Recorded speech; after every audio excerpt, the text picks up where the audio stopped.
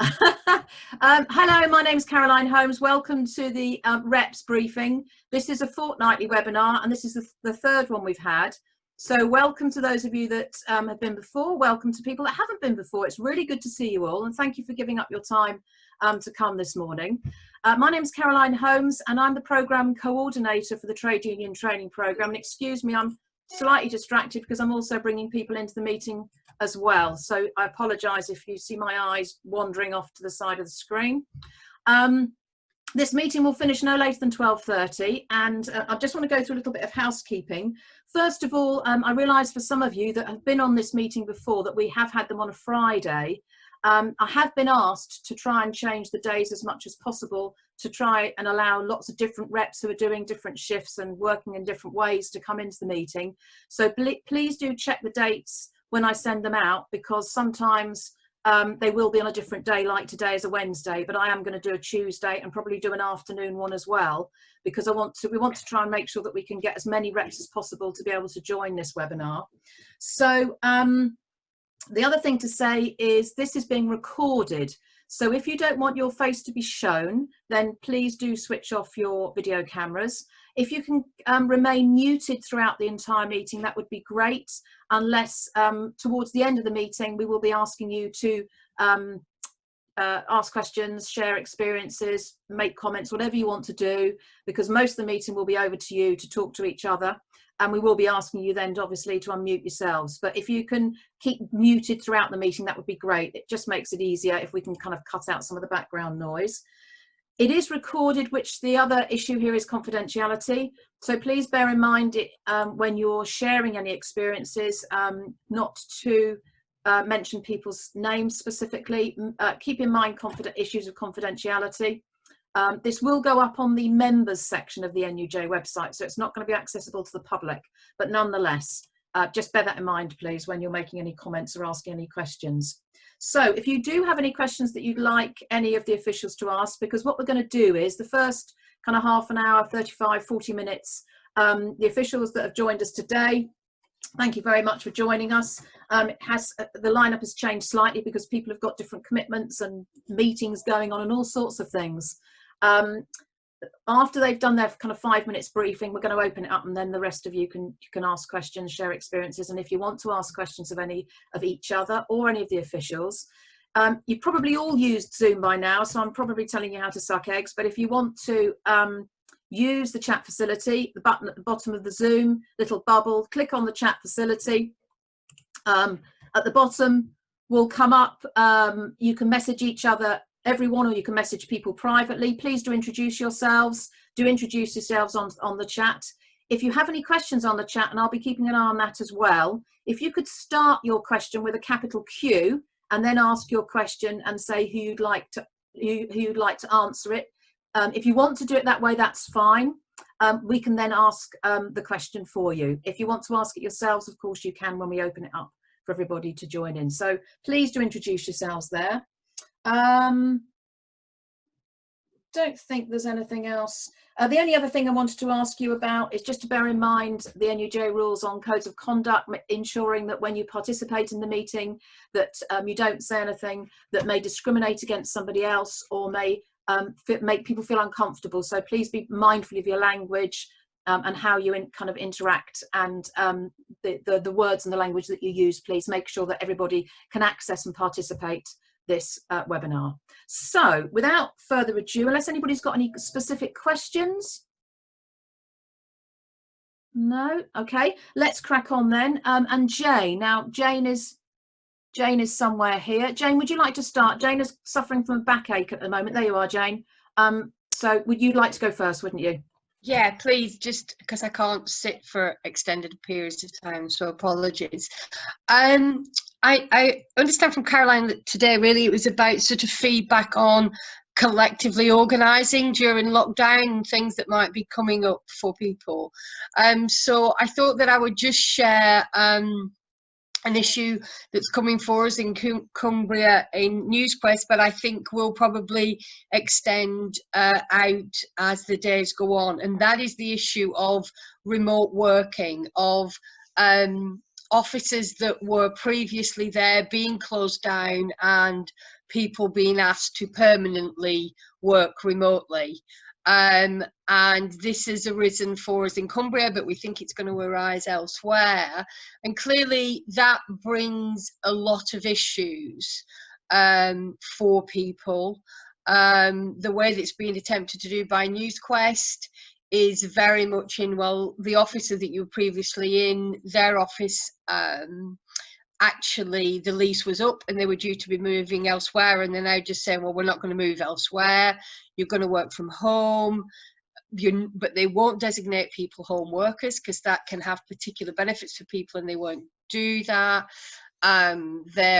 People haven't got company if they had access previously to pool cars. They're not going to have access to pool cars. There's an expectation of using their own cars, not going to be paid 45p a mile, only going to be paid 30 pence a mile, no contributions towards broadband or heating or electricity, possibility of being asked to work part of their time in the Carlisle office. They're from Workington and Whitehaven. For people who aren't au fait with Cumbria, everywhere's a long way from everywhere generally in Cumbria, and Carlisle from the main centres is a good 45-50 minutes anyway during the summer, during the traffic down the bit. It's a very long way.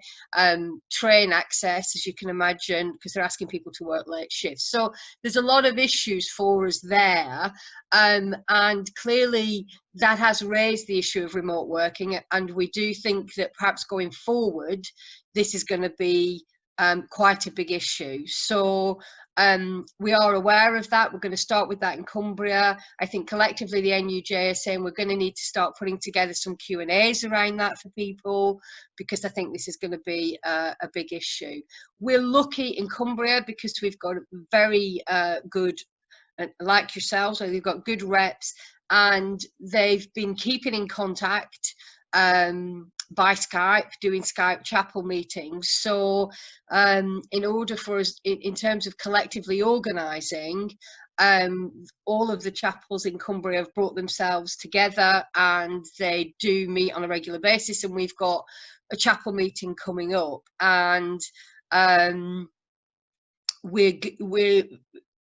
it's working really well in terms of allowing the MOCs to get that feedback, to bring together the questions that they need to ask, to take forward a strategy that can also involve ourselves. I mean, what will be unfolding is, if we go into dispute with the company about this, how that dispute will unfold in terms of doing that from a Zoom, if you like, point of view.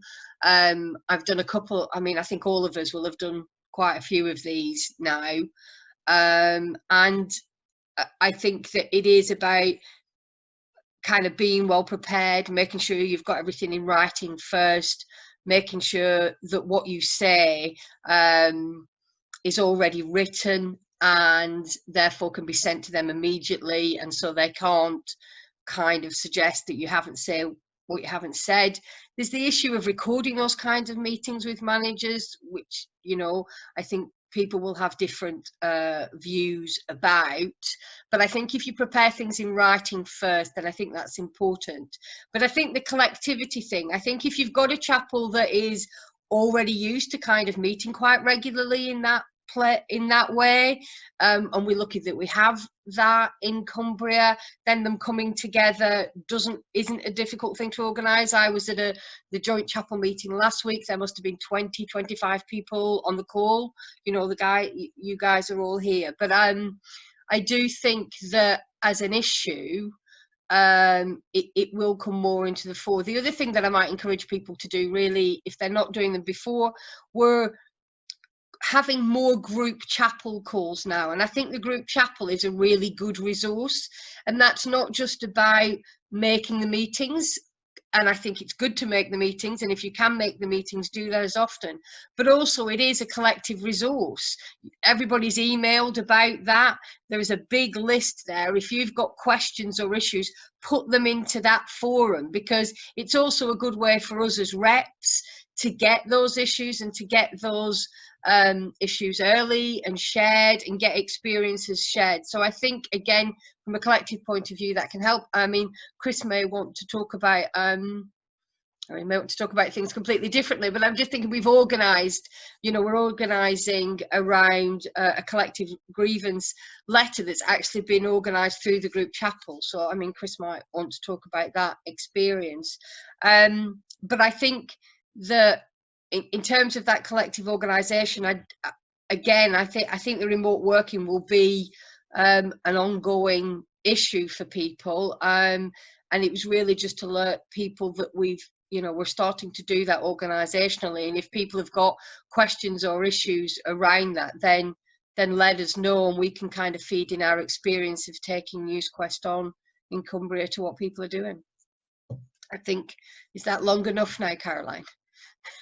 That is perfect. Thank you so much, Jane, and thank you for picking up on something that is clearly going to become a bigger issue. And I think it's good to talk about these things now so that we can start thinking about how we're going to address them when they come up. So thanks for that. And also, really importantly, and perhaps when we come to Laura, maybe Laura's next, you might want to just explain what a group chapel is, because lots and lots of places obviously haven't got group chapels.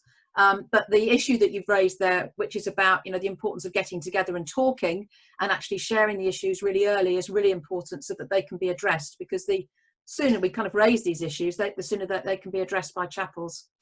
So thanks very much, Jane. That's great. Laura, you're in with us now, aren't you? Welcome. Would you like to? Thanks, Caroline. Thank you. Sorry, I was a few minutes late. My internet died, which is slightly bizarre because I'd been on another call immediately before, so I don't know what happened. I missed probably most of what Jane said, so apologies if I cover the same ground. Just to pick up that point about what group chat is, so in the NGA structures, group options, we bring together our reps who work for a particular employer. So we have a Reach group chapel made up of reps who work within Reach regionals. We have a JPI Media group chapel, and we have a NewsQuest group chapel, and they meet on a regular basis. Previous to this crisis, it's been about 4 times a year, either in person or via telephone conferences, with additional telephone conferences in between, where hopefully that helps explain this. I'll let Chris talk about the collective grievance issue. I won't speak about that just now, but I think in general terms, thinking about organising during this period of time and using the technologies that we're all now getting much more used to using on a regular basis. Obviously, it presents challenges. You don't have the same dynamics as when you're in a room together, as most chapel meetings will have been previously. But many chapels have previously been dealing with the challenges of having members who aren't able to be geographically present at a meeting, whether that's because they work out of a different building and so have to be dialed in by phone conference from the other side of the world, or because of the particular challenges of particular jobs, or because people are working across different offices and need to be linked together. And that has been challenging. Some of those issues, I guess, have dissolved to a degree because the geographical restrictions and the need to all be in the room at the same time in the same place aren't there. And so actually what we've seen, I would say, by and large, is greater attendance in the virtual meetings that we've been having, higher numbers and more frequent meetings as well. There is a need to probably talk more frequently about the issues that people are dealing with than was the case previously. So we've seen greater participation, we've seen higher numbers of people on those calls. It's also been nice in a way because it's been You know, people have joined and have been able to join whatever it is that they're doing at that time. So we have had people join calls where they've been out on their daily exercise, clearly. We've had babies on calls, we've had small children on calls. And I think that's quite refreshing in a way. Although obviously it brings its own challenges for people, I do appreciate. So I think there's a lot of opportunity really, as well as the difficulties, because of those, because some of those boundaries have disappeared and some of those barriers have disappeared.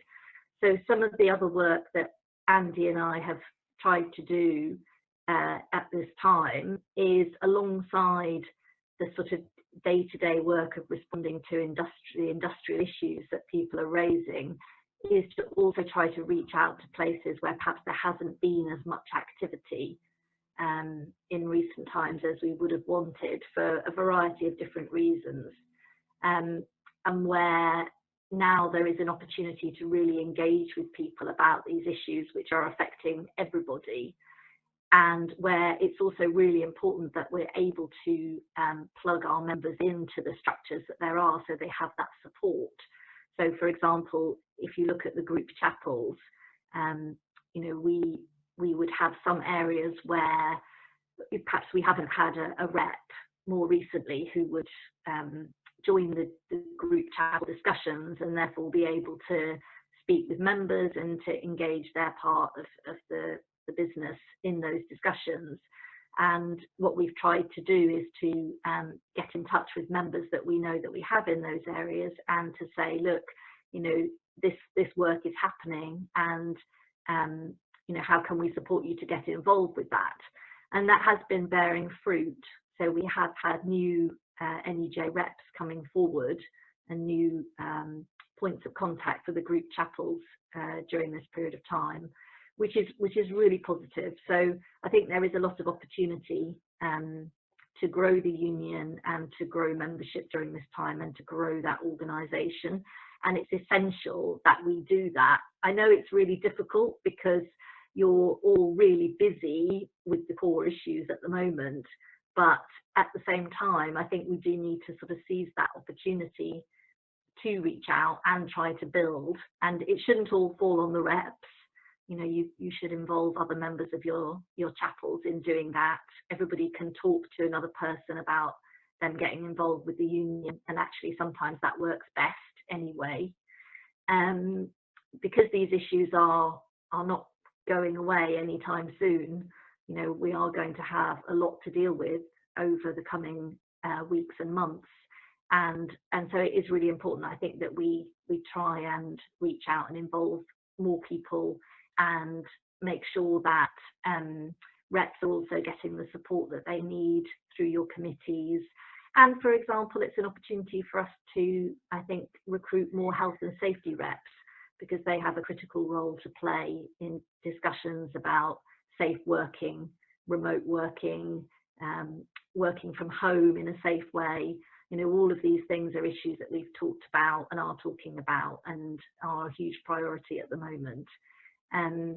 So I think, again, if we can encourage more health and safety reps to come forward, and it sounds a bit, oh, health and safety rep, you know, I don't know anything about health and safety, you know, that's not for me. But that's not the case, because actually, you know, the training available, Caroline is going to be organising training to support new reps, and it is a job where you do have a lot of ability to make a difference for your colleagues, and it's fine for there to be more than one as well. You don't have to just have one person. So these things can be shared, and actually it works well. I think job shares work well. 1 minute, please, Laura. Committees work well. You know, as ways to support one another, which we all need, you know, even more at the moment, because we are dealing obviously with the added isolation of working home and not having those kind of regular chats in the office that you might have at times. So I think I'll end there. It just would be really interesting to hear from other colleagues on the call later on, I know reps have had a lot of experience now running chapel meetings with 70, 80 people on. You've got, you can share with colleagues. I think that would be really useful. Thanks. Thank you so much, Laura. That's great. And you've highlighted some really important issues there, which I am going to pick up on a couple of them. One is around new reps, and identifying points of contact is really important.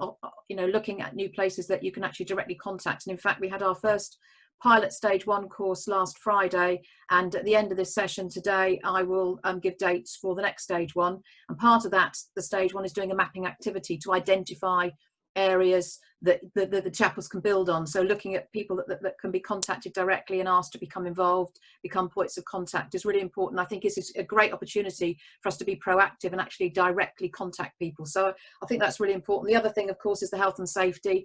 And we've got a date for the first health and safety course, which I'll put up on the chat facility, but also I'll give you the date at the end as well. We're going to be running a series of webinars every fortnight around different issues. So that we can respond to the health and safety and welfare issues that members and reps are having throughout this crisis. So they will be done on a regular basis. But again, I'll give you the dates and everything before we leave the session today. So thanks ever so much, Laura. Okay, so can I ask Paul Seagert, please? Would you like to go next?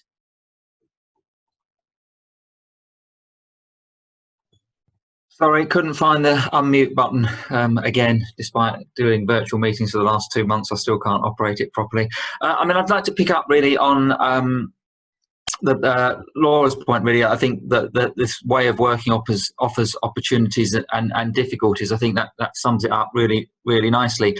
I mean, certainly one of the things I used to really love doing as a rep or a secondee and an official was grievances and disciplinaries. I loved being in a room. It was almost like hand-to-hand combat, sat opposite the manager, staring them in the eye, and trying to, you know, out-argue them in a grievance or a disciplinary. And that was one of the highlights of the job. And now we're having to do that kind of thing remotely on Zoom meetings like this, which I find totally alien to sit in a grievance meeting and having to argue remotely like this. I find it completely different. New skills you need to do that. You can't kick your member under the table when they're saying things they shouldn't say. So you have to come up with a whole new way of having to deal with that. So that's, I would say, is one of the sort of the difficulties of working remotely. But the opportunities, I think, far exceed, you know, there are far more opportunities than there are difficulties in my opinion, and Laura touched on that really. And it's far easier to have meetings these days. I mean, in the past it was so difficult to get everyone together. You know, if one person couldn't make a meeting, it tended to be called off or wouldn't happen. Nowadays, to get people together remotely, it's far easier. So it's a lot easier to get reps together, to organise them, to talk tactics. So I think, you know, we have to utilise that and make sure that we are keeping reps informed more regularly, because it is easier to call them all together. And I think there are certainly managers rubbing their hands with glee during this crisis, as they think they can bring in changes and they can shape their businesses in a way that they didn't dream was possible before, because they think they can push through some changes that the unions wouldn't have allowed previously, and they can use COVID as a bit of a smokescreen. But I think in a way, and I may have said this before, you know, everything is up in the air. The future is going to be shaped not only by the employers but also by the unions. This is a great opportunity to bring in changes and to shape the future the way we want it to be shaped. So, for example, to get more home working, for example, you know, there's a great opportunity now going forward that we can have more people working from home that we ever could have got beforehand, because there was always you know, pushback from the business that people didn't work as efficiently at home as they do in the workplace. And that argument's gone now. You know, we've proved that people do work as efficiently, if not more efficiently, working from home. So that's just, you know, one thing that we can shape going forward. But I think we have to see this as an opportunity and to get things that you know, that we've always wanted and haven't been able to get.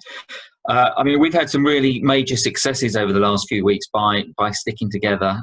For example, at ITV, we've managed to get them to agree to fund up to £250 for office equipment, office furniture, tables and chairs, desks and chairs. that people have said they needed. So in the beginning, people obviously were happy to sit on the end of a bed with a laptop and work away, but that's not really feasible if we're going to be working from home for months on end. So ITV have agreed to fund people that haven't got adequate desks and chairs with £250 grants to go out and buy that kind of equipment, which is great. And we also talked a bit about health and safety reps, and again we've had a great success. We are certainly recruiting more health and safety reps in broadcasting than we previously had. I think it's focused people's attention on just how important this is in terms of getting into the buildings and that kind of thing.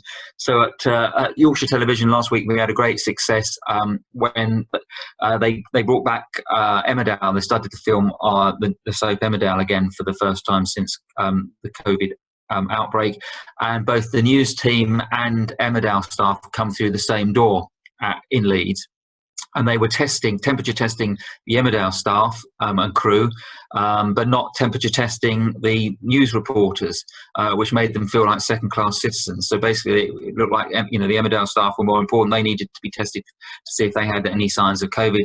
The news staff weren't being tested, and that caused a lot of anger.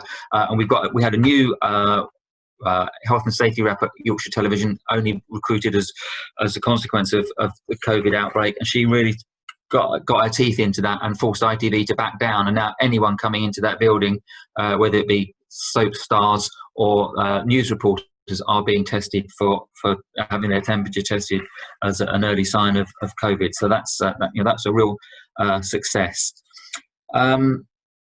And that's probably really all I need to say. Just I think we need to reinforce what I've said, that this is a great opportunity. Remote working does allow us to get together more easily. People are using WhatsApp a lot more to liaise with reps and to get information out there. So I think it's an easier way to organise and an easier way to have more meetings where we can put pressure on management to get the things that we want. Great, thank you very much, Paul. Reinforcing the importance that actually we've got lots of opportunities here, and it's looking at what those opportunities are and then organising around those, planning for those, and identifying the opportunities that we've got. I think this the whole way, the new dynamics and the new opportunities that have been afforded by remote working are also that lots and lots of people, because they're working at home on their own, they're not at work, so therefore can't be identified as getting involved. So nobody knows that they're getting involved with the union, and that might be another reason why some people who are perhaps reluctant to get involved in the past are more willing to and wanting to get involved now, because it's all being done kind of outside the workplace, if you like. So that might be another reason why we're seeing more people getting involved. But of course, the other issue here, Paul, which is really important, is the health and safety, which Laura touched on as well. Every issue that the reps are dealing with at the moment, that we're all dealing with at the moment, is a health and safety and welfare issue, regardless of where it comes from. Everything can go back to health, safety and welfare, and obviously there's a huge equality issue with that as well, which we mustn't forget that as well. It's all in there. So understanding that and knowing how to use the rights that we have is really important, which is why this training, and actually I'll be coming back to some of you about this, because it looks like we're going to need to be putting on a lot more training than I initially thought, because there are lots of new reps. So that's really good to know as well. So thanks very much, Paul. Right, can I ask Fiona, would you like to go next? Hi, to be honest with you, colleagues have said an awful lot of, I think, what needs to be said about this, which is that whilst there's some things that are really awkward about this situation from a trade union perspective, there's tons of opportunities as well. And I think the important thing apologies if any of this sounds like teaching my grandma to suck eggs, because I'm sure that everybody who's on here is obviously sufficiently engaged and on it rep that they're on this. So probably all of this is going to be not news to you, but I think what I've been trying to say to a lot of reps who've still been coming on like a little bit nervous, especially newer reps, about the circumstances, is that look, this is, I see this situation as all bets being off. People actually aren't responding the way that they always have to things. E.g., I've been to remote online chapel meetings with chapels where previous chapel meeting I've attended at their place has been like 3 people turned up. Video conferencing chapel meeting during COVID, there's 20 people turn up. It's the rules aren't the same, and ditto if you sat in chapel meetings going, I need a deputy, please somebody help me, for months on end, and been met with blank stares, people seem to be more receptive to that as well. And I don't know if, I think Caroline might be onto something there, that there is a little bit of a change in atmosphere that's provided by working in your own home. But I think also, I think in this circumstance, I think it's, you know, it's good, it's fine to say to your colleagues, look, you know, this is, I've been doing this for a while now, it's really hard work, and in these circumstances it's even harder, you know, and I've got my personal stresses. Care for me as a colleague, please, and help me. And I think people are being very responsive to that. I mean, I found, in terms of asking reps and members to take things on that, you know, sometimes they might be a bit reluctant to, or sometimes they might want me to do for them. And they've been much more keen to pick up responsibility, especially when I've explained to them just how many people are needing my help at the moment. So I think people are being a little bit more considerate of each other, and I think we can play to that. That's a good thing for us.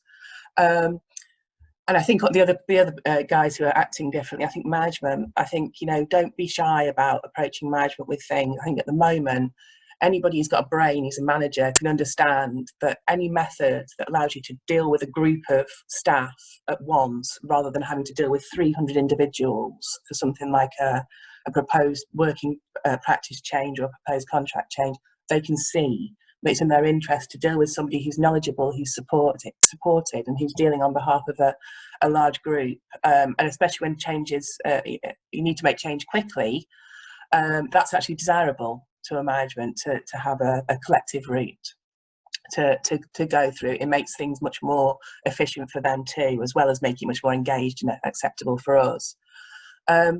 And I just wanted to say a little bit of a word about unrecognised workplaces. I'm not sure if it applies to many people here, but certainly most of the workplaces that I work with are unrecognised, and those places are implementing big changes too.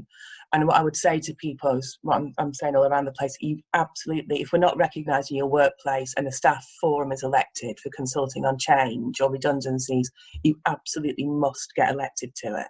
NUJ members, I think it's a duty, to be honest with you. If you're an NUJ member in a workplace and there's collective consultation, you need to put yourself forward. And that's, you know, so that basically we can get involved and we can actually support you. The difficulty is when you've got a collective consultation happening with something other than a trade union, with a staff body, you can effectively end up with the union being sort of blocked out of the information flow, and it makes it very difficult even to offer legal advice for members in that circumstance, because all the information flow is stopping at the staff council sometimes. So I think that's a really important point. I think I would also say that I can see, with the odd exception, that the employers that are behaving best in this, that are working best with us, are the places where we are best organised. So where we're poorly organised, poorly engaged chapel, few members, they're taking the piss, frankly. Places where we've got our act together and they know that we're a force to be reckoned with, they are treating us better. And it's not a surprise. And in fact, there's one workplace where that's not happening, where we're very poorly organised and the management are actually behaving really well. It's actually slightly irritating me, because I think it's compounding the problem. And the issue is, at the moment, I think we need to get ahead. I think Laura said the same thing. We need to get into position now, because there's some real problems ahead. And I think anybody who doesn't sort of think that's happening or think that it's going to come to them is maybe fooling themselves a little bit. I mean, the job losses are coming, guys. The economy is knackered. So if you can get ahead now, if you can get some more reps in place in your chapel, you can get members signed up, you can do all the slightly time-consuming and painful work of getting organised and getting your act together now. That means that when the redundancies get proposed, you're not going to just be, you know, running around when you've got other things, you've got important issues that you need to deal with. And I think one way of doing that, I think issues that come up that aren't necessarily redundancies or the end of the world now, changes that are being proposed. If my employer approaches you, call a chapel meeting, talk to people regularly, canvass them proactively for their issues, and just keep on the employer's radar. Keep there, show that we're active, show that your members are feeding things into you, show that there's, you know, that people care about this stuff and they're not in the mood for just sitting back. And I think you can create that impression now of being really on it and really engaged, and that'll make your employer think twice, because at the end of the day, if they can get changes through without causing World War III, they're going to be happy to take that route rather than rather than perceive things in a more belligerent way and cause themselves difficulties at the worst possible time. So I think be confident, encourage engagement, and present yourself to management on their level as somebody who has bothered to do the research, ask your chapel what they think, look into the issues and present a coherent case. And I think that means that you're off on the front foot when the big changes come, because you're already looking like a force to be reckoned with, rather than on a sort of rearguard action to then start scrambling to get members in. So I would say take the opportunity now. I know it's still busy, but it is, unfortunately, I think this is a lull. I think we'll look back on this in 6 months and think this is a lull. So I would just say that just keep as active as possible. That's great. Thank you so much, Fiona. I think you made, again, a really, really important points about being proactive. This is an opportunity for us to kind of take the lead in this and drive some of these changes through, rather than actually be reactive and wait for employers to come up with ideas and proposals for things to happen. Actually, we should be making those proposals. We should be driving some of these changes, and we've got an opportunity to do that now, because we can engage with so many people. Access is so much wider. We've got opportunities to get to people that we couldn't get to before. So and again, training is a really important part of this. Come and do the training courses. I'll give you the dates at the end. Really important, because once you know what you can do and what you can't do, then you can go ahead, start planning and start putting things into place. So thanks ever so much, Fiona. That's great. Chris, could I ask you to go next, please? Thanks. Chris Morley, the Northern and Midlands senior organiser based in Manchester, but currently in the Black Country. The trouble with having so many talented colleagues is that when you come behind them in a queue like this, they more or less said the key things. But what I wanted to concentrate on is a few references were made to group chapels, and they are, I think, a very important part of the fabric of the union. I coordinate two, Reach and NewsQuest. And I'll give you an example of well, they've always been important as a conduit for passing information from one chapel to where something might be happening, to other chapels who share the same employer and very often the same corporate rollout of anything nefarious which might be management want to put out. So at the moment we've got an issue in Reach where, like many places, they decided to all of a sudden cut people's pay without literally a by your leave, and certainly no reference to the union. I think members were taken by surprise. This was the first week of April, 6th of April, and the management, what they did was send out all in the same day individual letters to people to say we're going to cut your pay, or we're going to put you on furlough, or both. And it obviously was very difficult to try and gauge where members were at and how they were dealing with that. We tried to put something out, but we were playing catch up and were reactive. The company had never consulted with us. So over the intervening period, we've held, as Laura said, we would normally hold group chapels every quarter. We were holding them basically every week to get a handle on where to provide support for reps firstly, but also get a handle on where members were. Obviously there are difficulties in the current situation. One thing that was key was that members were clearly fearful about where the company was, whether it was going to survive. So we identified very early on that financial information was going to be very important. And Reach being a publicly listed company, they have certain requirements on financial information. So we asked a lot of questions of management beforehand. They fended us off, saying it was the close period, which means that they are prevented from disclosing financial facts before their annual general meeting.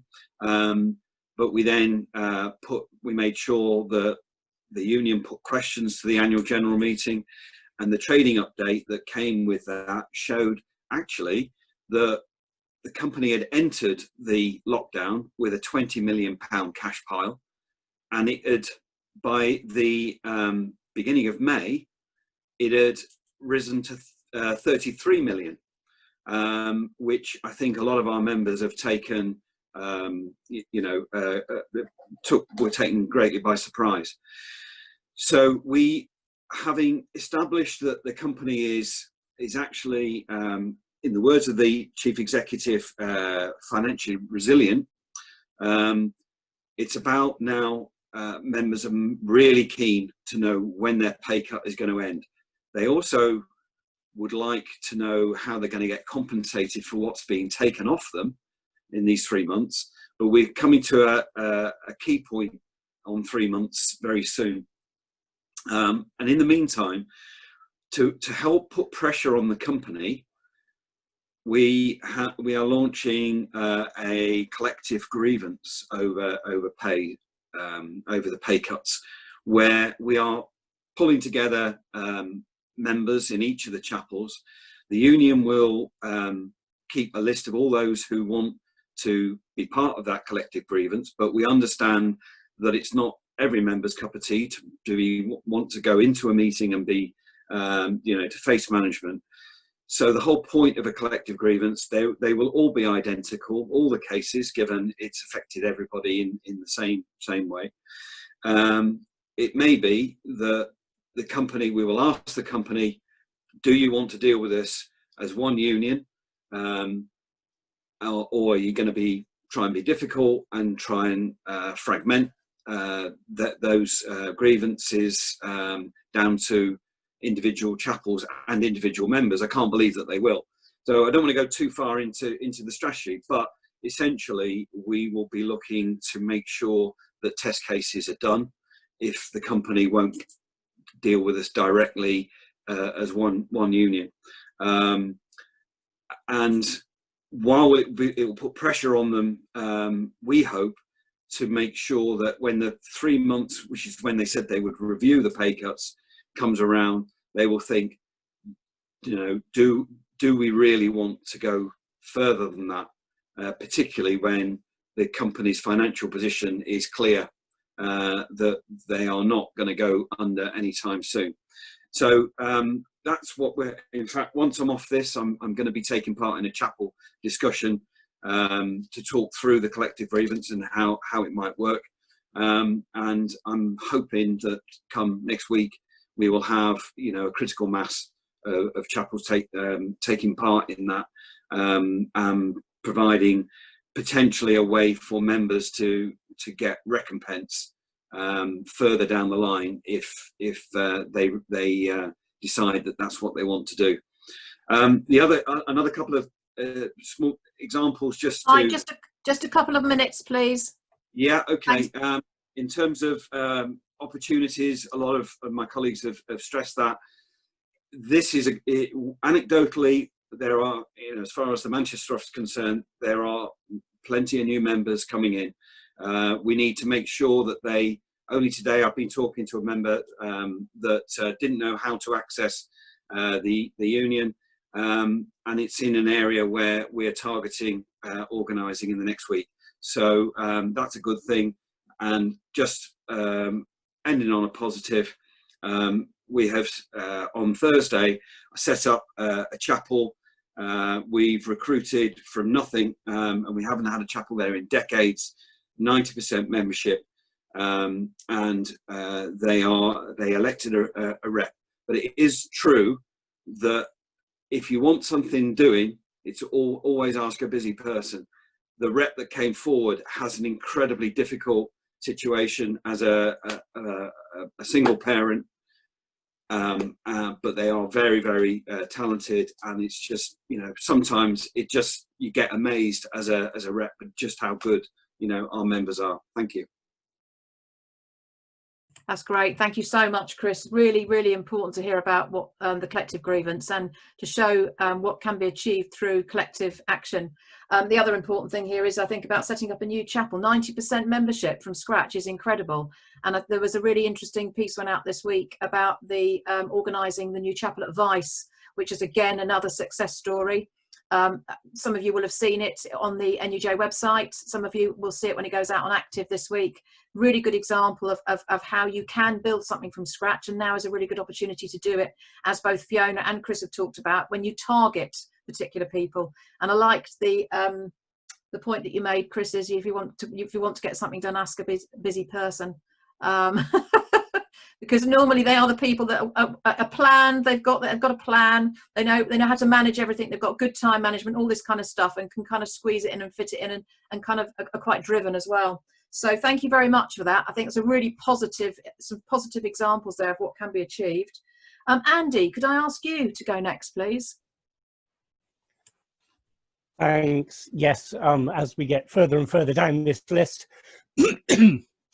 I probably have little to add. What I thought I'd cover was, having sat through a lot of these meetings, thankfully not mainly in a position of chairing them, is just some hints and tips, really, because I think we've touched on an awful lot of the opportunities here and some of the difficulties there. I think it is a different environment. That the best calls I've seen have had somebody acting as if you like, a co-pilot, so that the person chairing the meeting isn't necessarily the person doing the pushing buttons. I think as a chair, there is a greater need to be aware of who contributes and who's not contributing, and to bring people in and do all the things you would do in a physical meeting, but you just have to be more aware of this new environment. As an aside to that, probably also to be aware of who's not attending. We have touched on mental health and wellness, and I think there's obviously a huge pastoral aspect to this, whereby if somebody isn't taking part in calls, there is an obvious opportunity and probably a need just to reach out and find out. I'm sorry, I can't let this go. Alex, I saw you climb out of that window. I've now seen you climb back in the window. Have any idea how distracting it is to see somebody exit stage left through a window? Anyway, back on.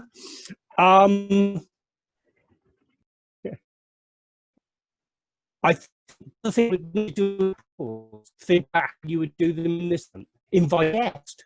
You know, an awful people have a lot of them now. People who like to belong. They're doing. There's mistrust in some of this technology.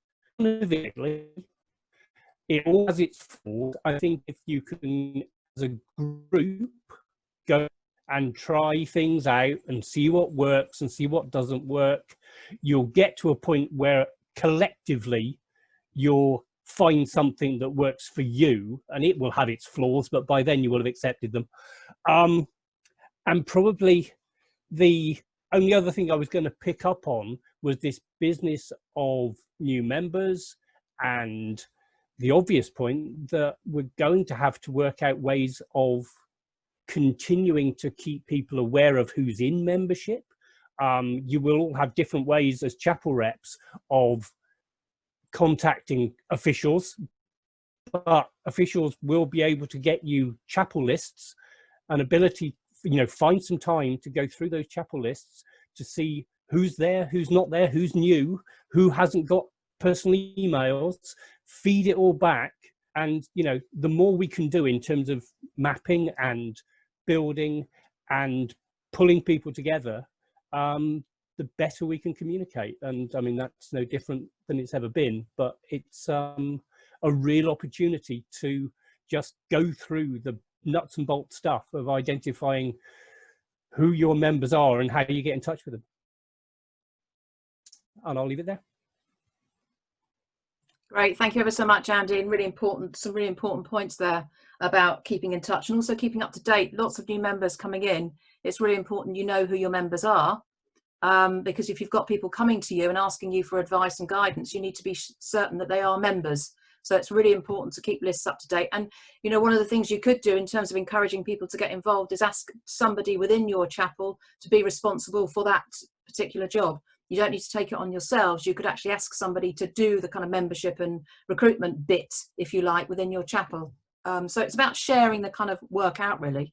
Thanks ever so much, Andy. That's great. All this will be written up at the end and will go out as a summary. So you will get all these notes written up at the end to be able to refer to as well. So can I move on to Adam, please? 5 minutes, please, Adam, because we are kind of running out of time here and I want to give reps the opportunity to talk to each other. So if you don't mind, just a quick overview from a health and safety perspective. Yeah, very quickly. One of the things with this is that health and safety and welfare, well-being are probably now more important than they have been in living memory. We're in the position of having an absolutely wonderful piece of legislation in the Health and Safety at Work Act 1974, which has been so bad-mouthed over the last 40 years that all too many, including those in government, don't know what it covers and how it works. The main enforcement agency, the Health and Safety Executive, has been so underfunded that they're really not fit for purpose at the moment. So it comes back to us as trade unionists to be the main users of the legislation, the main policers of it, and actually the main management educators in terms of their obligations. So as well as knowing things for ourselves, we've got to be very patient because management have been allowed to get off the hook for far too long. They don't know what they're expected to do. If people had been paying attention to health and safety law, we wouldn't actually have needed specific COVID legislation because we do have very specific regulations regarding biological agents. Unfortunately, they're hidden in regulations covering the control of substances hazardous to health. So COVID and a coronavirus and any other virus is a substance, and this is a substance container, and we need to read the regulations in that context, that they talk about working with substances because the people who wrote it thought about working with chemicals and inks and so often, but they didn't think about the fact that you had a substance container working next to you who was breathing all over you. So we need to think of that. The Health and Safety Committee is very busily trying to review all our current documentation about the ways of doing health and safety work and uploading it to a Dropbox so that it is available to everybody with introductory sheets to tell you how to use each section. If you've got new reps, the best thing anybody can do is be a health and safety rep. It gives you phenomenal rights. The main thing that you can do, employers should do risk assessments. Reps have the right to carry out inspections. Management must know who the reps are.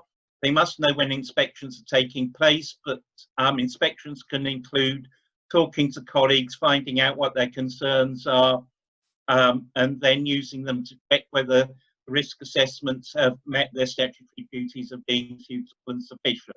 If they're not, challenge them, challenge the competency of the person who's supposedly carrying them out. Similarly, reasonable precautions should be standard. They need to be negotiated. They include PPE if it's necessary. They include home working. One of the reasons you haven't seen me for the last hour is that I've been busily tapping away on another machine trying to get a first draft of some guidance on carrying out inspections at a distance, written and drafted, what the sorts of things you need to ask colleagues, perhaps using digital images or videos to do a quick check of their workstations at home to make sure that they meet the necessary regulations. Those should be available fairly quickly. If you've got any questions, come back to me, either in the chat here during the rest of it, or off list, as it were.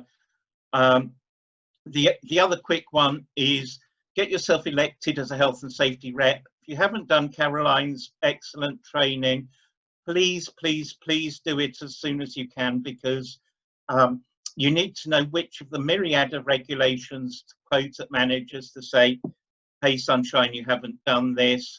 You also then need to have the confidence to say that if repeatedly a risk assessment does not seem to be suitable and sufficient, that you know how to either put it into dispute. If it involves one person, are they prepared for you to take it forward as an individual grievance on their behalf, or can you do it as a collective grievance through the chapel? The training is essential.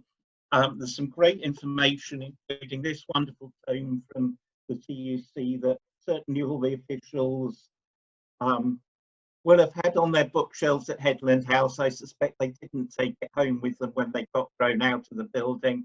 A lot of it's online, but the other resources which will be on Dropbox as soon as I've got the hours to do it will be there for everybody to have a look at and to use. Here endeth my lesson. Apologies for the repetition for those who've been here before. Make the most of the day and stay safe. Thanks very much, Adam, and thank you for raising some really important issues here. It is important that reps, health and safety reps, know what their rights are and entitlements are, because if you don't know what your rights and entitlements are, then you can't challenge an employer, because part of knowing your rights and entitlements is knowing what an employer is supposed to do in regards to health, safety and welfare, so you can actually challenge an employer. So all reps should be health and safety reps as well, because then you get access to all those rights, regardless of whether you actually want to specialise in that area. You might have particular reps in your chapels that specifically want to do health and safety, but in order to access those rights, you have to be a health and safety rep as well. So I would suggest everybody is a health and safety rep as well as a rep. So I'll give you the details of the courses at the end, but I want to turn it over now to the reps, and I want to ask the reps to start talking to each other, asking questions. And I have got a question from Steve Bird. So Steve, perhaps you'd like to start off by asking your question and saying who you'd like to answer it or where you'd like it directed. Yeah, thanks everybody. I just wanted to, unfortunately I have to leave in about 15 minutes. I just wanted to have a quick, and I'm going to miss some of the most exciting part of the meeting. I tend to find the reps' comments really interesting. So, but I do appreciate everything that's been said. I made some careful notes. Just on the question of the opportunities, I really think that I think it was Fiona said this, but the point about our employers wanting to have solutions is really essential here. They're facing the crisis the same as we are, and the point that really struck home was opportunity to talk to a lot of people rather than having a series of one-to-ones. Absolutely. I mean, we've had weekly consultations at the FT for exactly those reasons. In fact, 2 sets of weekly consultations. So because they need to get the message across, and they're using us for that. But the byproduct, I mean, again, to the point, I think she made this point as well, where we're strong, that's a real plus. So that in the FT, there is a 10% pay and hours cut, but in the 2 areas that are not getting a pay cut are the ones that we organise in, where we have pay bargaining. So in other words, all the journalists have been protected against a pay cut. That has not gone unnoticed, certainly amongst the journalists. We've recruited out of it. Meetings, online meetings are 80 strong, which comes as a big surprise to us. I mean, our meetings would be 20 or 30 people in the building, and on an average, you know, and when there's a big crisis, that tends to go up. The other byproduct, again, this just speaking, coming back to some of the other points made about opportunities, the breadth of the meetings worldwide, so that we will get global correspondents participating, which they couldn't do before. And the tone of the conversations afterwards, I mean, I would have phone calls from, you know, Belgium and New York and Thailand afterwards. Real feeling of appetite amongst members to have these discussions. Once a month is not enough for them. They want them more regularly. So we're kind of thinking about moving that to fortnightly. And there's a sort of sense of just being grateful of that information. So I think this is an opportunity for us. I do, just one last point, I know I've talked a bit more than I meant to. The health and safety angle, I honestly think, to Caroline's point, just declare yourself a health and safety rep and ask for a meeting. I would suggest this is really important, especially at this point. At this point, employers are looking at the extent of the home working and thinking, we're going to get RSI cases if we don't get our act together. That is what is happening. So we need to be aware of that. They will want to do something, the sensible ones will, and the others will have to kind of shake the tree a little bit. RSI, home working, the extension of home working is going to create problems, and the return is going to create real problems. And so ask for health and safety meetings, talk about PPE, talk about testing, and make sure your members know that you're doing it. That would be my kind of suggestions to the very excellent points that have been made so far. Thanks. That's great. Thank you so much, Steve, for that. Really important contributions there, and some really good examples there of the importance of collective action and collective bargaining. Anybody else want to comment on that, reply to that, or say something else? This is your time.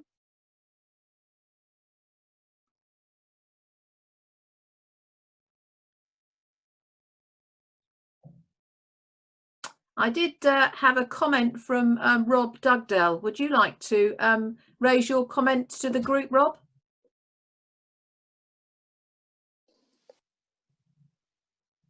Yeah, hi there.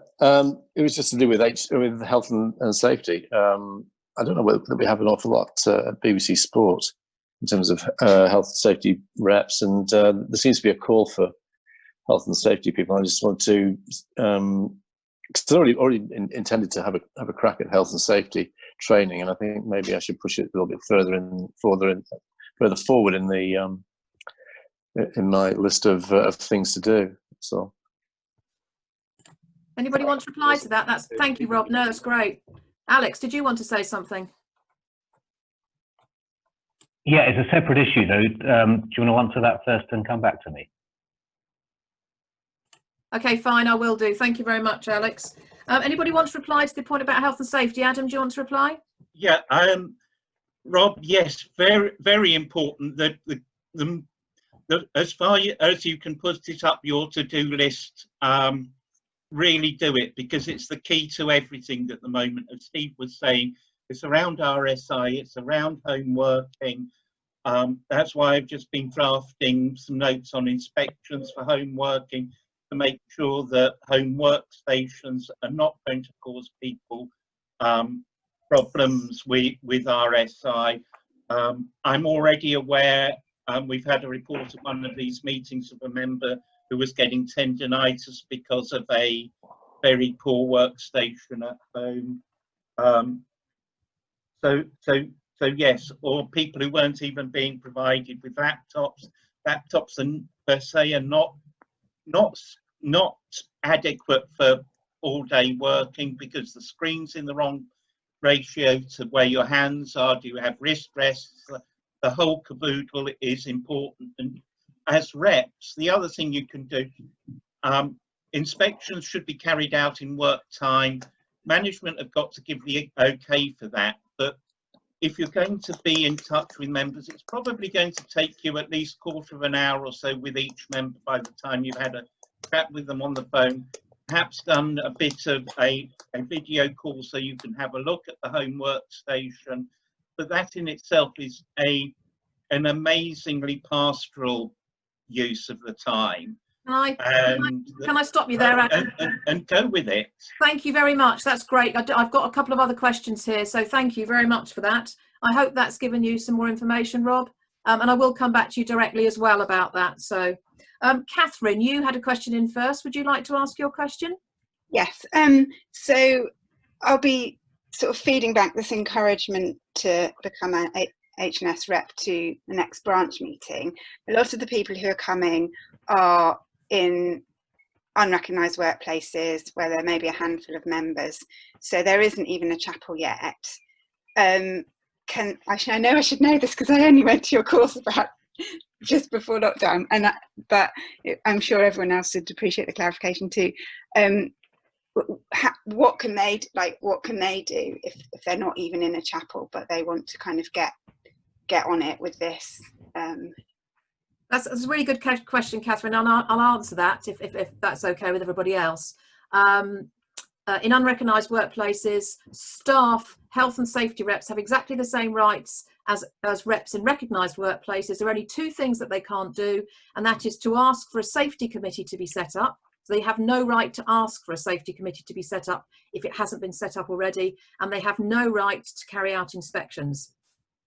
But they are entitled to do everything else. So the first health and safety webinar that I'm doing, which is on the 12th of June, will cover the rights for reps in in recognised workplaces as well as unrecognised workplaces, because apart from those two things, everything else they can do. So it's a fantastic opportunity for organising in an unrecognised workplace, because they can do all sorts of things and an employer can't refuse to engage with them. So once they've kind of literally just set it up, so they've been elected as the staff health and safety rep, they are then entitled to do all sorts of things like ask questions, like raise issues, like take issues to the employer, where perhaps the employer has previously refused to talk to the union about other industrial things. They can't refuse to talk to the union about health and safety and, of course, welfare issues, because welfare is in the 1974 Health and Safety at Work Act. And, you know, welfare, we're talking about things like well-being, wellness, you know, all the stuff that we've been talking about today. So yeah, fantastic opportunities, Catherine, and they have exactly the same rights apart from those two things. I hope that's... Yeah, but what would they, at the very first step, I mean, you can't just say, I am the health and safety rep for X company. I mean, how would they get themselves? All you need are two other members of staff to elect you. So as soon as two people have said, we'd like you to be the health and safety rep for this particular workplace, they then have got to write to the employer and say, I've been elected as the staff health and safety person to speak on behalf of the staff, and then they can get going. That's all it takes. That's brilliant. Thank you. No, pleasure. Thank you. So I've got another question from Alex. Would you like to ask your question, Alex? Hello, yes. The biggest issue in our workplace, or one of the biggest issues, which hasn't been addressed by what has been said earlier in the call, is freelancers in the BBC newsroom. We've gone to an emergency schedule. Paul, I know that you've been looking at this, but I'd just like an update on where it's going, if you can. We've gone to an emergency schedule. That means a lot of the freelancers have been left sitting at home. Some of my members have had as little as one shift in the last month, and they seem to be caught in a nasty place, in that because they are working for a publicly funded broadcaster, they are not eligible to be furloughed. They're not, and also because of the way that the BBC now insists that freelancers are set up so that they're not really freelancers. Even though they have no contract, they are similar to the status of someone with a 0 hours contract. They're not eligible for the help that the government is giving to the people who are regarded as self-employed. And so there are literally people in my newsroom who are struggling to pay their rent. I know you probably can't give me an answer today, I'm sure you can't, but just to confirm that you are aware of this issue and that it is being looked at, and that we can maybe talk offline about it to try and find a way through for these people. Shall I answer that quickly?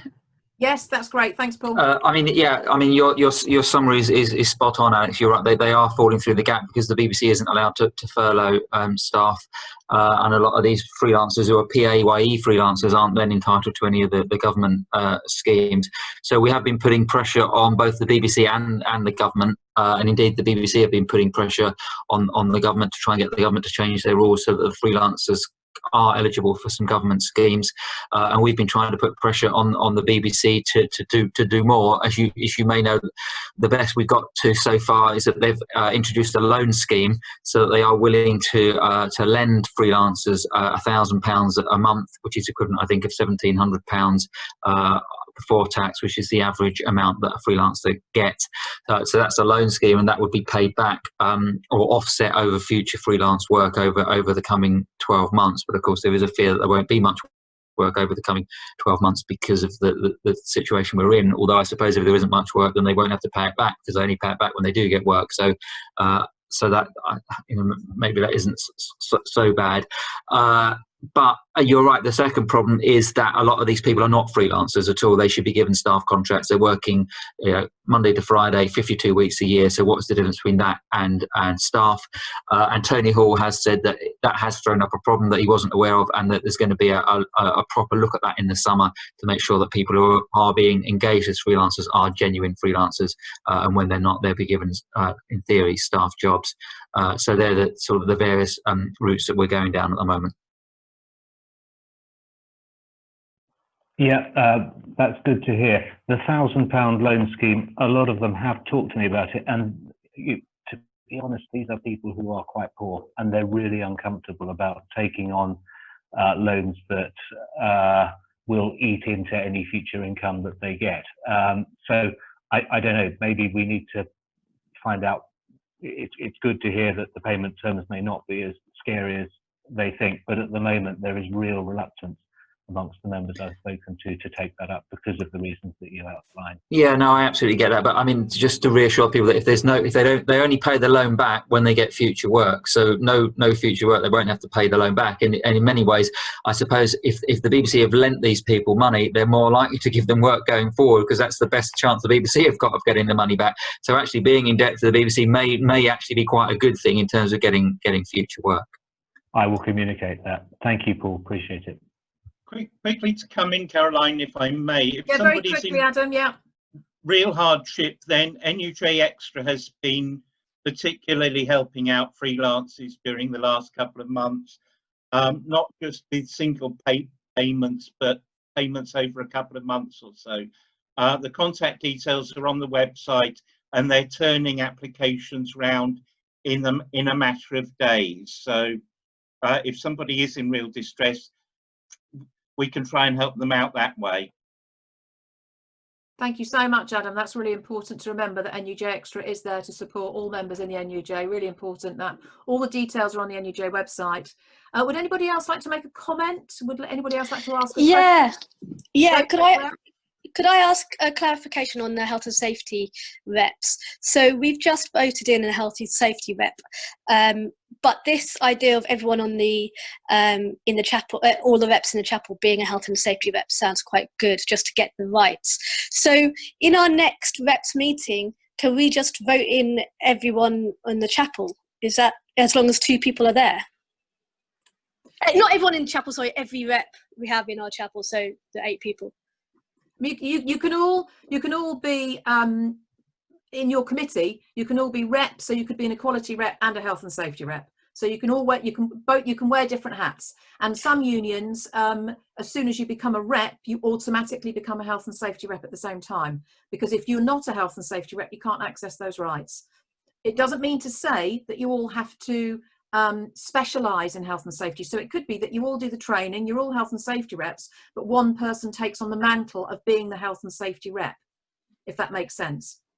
Okay, so in our meeting tomorrow, where there'll be, say, 5 people, we can vote in the other reps as health and safety reps, because we didn't do that in our first election. Yes, you can. And I would suggest that you Okay. do job shares if you can as well, or get one person doing one shift and another shift, or maybe a part-time worker, full-time worker. You know, that kind of thing is really good as well, to try and share the work out. Okay, thanks. Very quickly to add to that, again, if you've got people working different shifts, reps who cover different shifts and different tasks, in a newsroom of old, somebody who was in the subs in an evening, or the reporters out and about, that made sure that more things were covered. And again, if the more people who are health and safety reps, we've had in the past managers trying to target individuals and say, you're just being awkward as the health and safety rep. As soon as you've got more than one rep, the target immediately becomes impossible to throw at one person.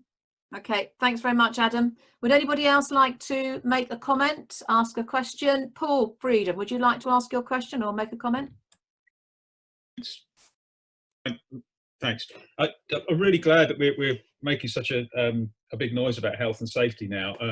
I've been trying to get people in the Bristol branch, through mailings since the emergency began, trying to alert people to their rights, and been quite surprised that people haven't really been picking up on it until you find out, as I've just found out in a small chapel that's just been formed, where everyone's been forced to work at home and have been telling them about their rights to get equipment paid for and so on. And we've got the good example of the FT that Steve's told us about, and now Paul's told us about ITV. Of course, a lot of the smaller employers are not paying a penny towards that. But I've just found out that our member who's trying to organise a chapel and may just be getting enough members to force recognition, he just slipped into the conversation that he's working at his dining table and he's got a crick in his neck.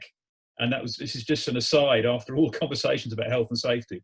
It just shows that people don't necessarily pick up on the ways that they're personally being affected. So obviously encouraging him in his new chapel to get a health and safety rep and check out what other people, what conditions they're working under. We may have people, sitting on the ends of their beds and stuff in quite inappropriate working environments. So I'll be reinforcing that message. I'm also really pleased to hear about the collective grievance approach, and that's something I'll be following up with Reach employees in Bristol, where they're currently not organised, and I hope this might motivate them. Whether they can take part in the same way as members in organised workplaces, I don't know, but I'll talk to Laura and Chris about that. Just finally, I mean, I pick up on what Fiona said earlier. I am really worried about the next stage of this, what we're going to be seeing as reps, because I fear we're just going to get an awful lot of employers saying, even before the end of furlough, that there are going to be massive job cuts, and we're going to have to. One thing I hope we can discuss in future meetings is our approach to these as we see the tactics coming forward for employers. We're already getting employers saying the situation's already so bad, there's no point in waiting until the end of furlough. They're going to lay people off now, and that's exactly what we're seeing. And we're trying to persuade them that that's a risky approach for them. That if you lay off anyone without taking advantage of furlough when you could have done, that person might be unfairly dismissed. But of course, if we get an absolute tidal wave of redundancies, and and employers are seeing that the likes of BA and Rolls-Royce are getting away, or appear to be getting away, with thousands of job losses, then these smaller publishers will think they won't get noticed, and they might as well risk it anyway. So obviously we're all making the arguments against these things at the moment, but I think we're going to see a lot more of this, and it'll be good to have some joint approaches on how we respond to these things. That's great. Thank you ever so much, Paul. And I think the next webinar is probably going to be around approaches and preparing for redundancy and for layoffs, because it's something that had come up before. But there's so many issues coming up. We had to we went with this one today, but we will, the next one will be addressing those very issues. Can I just make one other point as well about, the comment you made about the rep who's organising and suddenly starting to get backache and neckache and things. Again, it comes down to, if we don't know what our rights are and we don't know what our employer's supposed to do to ensure that we don't start having upper limb disorders, it's a real issue. The display screen equipment regulations do actually have specific things in there around risk assessments and what an employer should do. But again, if people don't know, they don't know what to ask their employer. So we will come back to that point, and maybe we can have a chat about that, Paul, about how we can follow up to support that chapel specifically in helping them to address some of those concerns.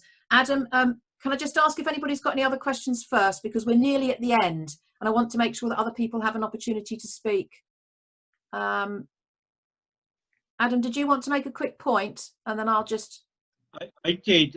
As chair of the Health and Safety Committee, if anybody wants me to do a quick chat to a branch meeting or a chapel meeting like this, I'm more than happy to make myself available, just run through some of the headline points about what we should be asking for, and knowing how to find out how to do it and which bits of regulations to cite at managers. Paul, I'd be happy to do that for Bristol or the new place. Get in touch with me offline, and we'll see what we can arrange at a mutually convenient time. Thanks, Adam. The other issue here, of course, Paul, is it might be that you want to do a survey around health, safety and welfare. That might be something you want to think about as well. Again, we can support you in that. Julia, have you got a question? No, I haven't got a question. I was just going to make a point about the importance of health and safety. If that's right. I just wanted to say that in the 90s, my chapel was derecognised, and health and safety issues were absolutely the only way we could talk to the management. And it meant that we got some quite, you know, we got some quite far-reaching stuff sorted out about display screen equipment, etc. at that time. You know, and that we really, you know, we did all sorts. And more recently, I've got the dubious honour of shutting down an office because the conditions were so bad. I involved inspectors and all sorts, and a colleague who unfortunately lost his job this year, late last year, was really sort of instrumental in doing that and leading the charge on it, and me kind of, you know, facilitating that. And it was really, you know, it was really important. And the thing about in the 90s when we derecognised was that it meant that we kept members. And it was a building block because we were getting real gain for people, really important stuff. When RSI was just not really an understood thing, and you know, you can use that in lots of different and very creative ways. Could just say in the JPI group chapel, we've been talking about MNFOCs divesting themselves of the health and safety thing because we feel like it's too much on top of everything else. But that doesn't mean that you can't find somebody who takes it on, but you have a collective responsibility for it. And like, I'm the health and safety rep for my chapel, and I've been trying to get that changed for a long time, and I'm determined I'm going to do it now because it will help to bring on a younger member who, you know, wants to do stuff. So you know, at least one. And we've got a weird situation where we're shoved together. So the other FOC, who did have his own chapel, is now in there with me. So I think that would be really useful. But I just think that everybody needs to really get on board with this health and safety stuff, whatever your situation is. It's absolutely key. And working at home has got all sorts of problems. I've been doing it for a long time. It's just, you know, it's scary what people think they've got to put up with, and they haven't. That's it. Thank you. Thanks so much, Julia. That was really helpful, and it was really helpful to see how you have used it in the past, but also reinforce the point about how important it is, because when we're talking about well-being, we're talking about welfare. You know, all this language is really important, because well-being does suggest that we should just go off and do some meditation. Actually, what we're talking about is welfare. It's about how we sit, how we use our computers, etc., etc. So, and of course, you know, work-life balance and all these other issues, and workload and work-related stress. So yeah, really important. Thanks, Julia. Anybody like to make a comment? Anybody else like to ask a question? Because we're nearly at the end now.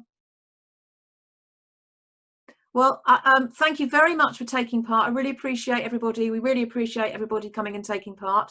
As I say, these will be held fortnightly, and the next one will be around looking at approaches to redundancy, because that was the next on the list. If anybody has any questions, as normal, please direct them to me. If you've got any comments or any feedback about the webinar, how it's run, anything else you'd like added to it, then again, please do email me. It's really important. These are completely set up to support you in what you're doing, and we need to ensure that we're actually doing that. So if you do have any comments, any suggestions as to how we can improve it, all these kinds of things are really important, because these are for you. You will get an invitation about the next date for the next webinar. And again, if you have any questions you'd like to send to me, if you want to open your mute buttons now, you're very welcome to, just to say goodbye to each other.